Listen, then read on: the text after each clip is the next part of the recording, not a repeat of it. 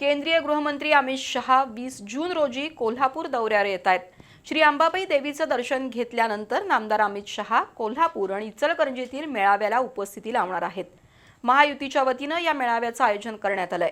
नामदार अमित शहा यांच्या दौऱ्यात कोणतीही उणीव राहू नये यासाठी सुरक्षा व्यवस्था आणि अन्य बाबींसंबंधी लोकप्रतिनिधींच्या सूचना लक्षात घेऊन नियोजन करण्याचे निर्देश नामदार चंद्रकांतदादा पाटील यांनी दिले।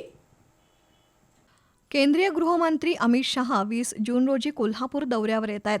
श्री अंबाबाई देवीचं दर्शन घेतल्यानंतर पोलीस ग्राउंड इथं आयोजित कृतज्ञता मेळाव्याला नामदार अमित शहा संबोधित करणार आहेत। केंद्रीय गृहमंत्री अमित शहा यांच्या पार्श्वभूमीवर महायुती आणि प्रशासन गतिमान झालंय। कृतज्ञता मेळावा होणाऱ्या पोलीस ग्राउंडची उच्चतंत्र शिक्षण मंत्री चंद्रकांतदादा पाटील यांनी आज पाहणी केली।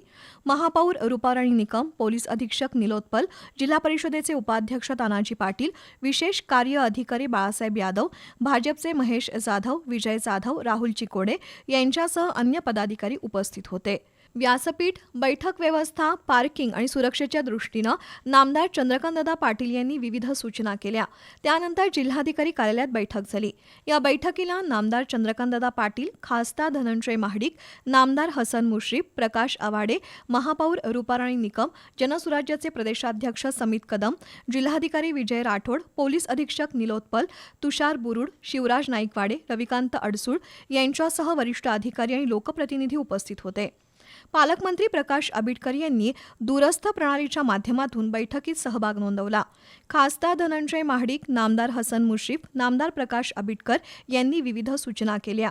केंद्रीय गृहमंत्री अमित शहा यांच्या दौऱ्यात कोणतीही उणीव राहू नये यासाठी प्रत्येक टप्प्यावर बारकाईनं नियोजन करण्याचा निर्णय झाला।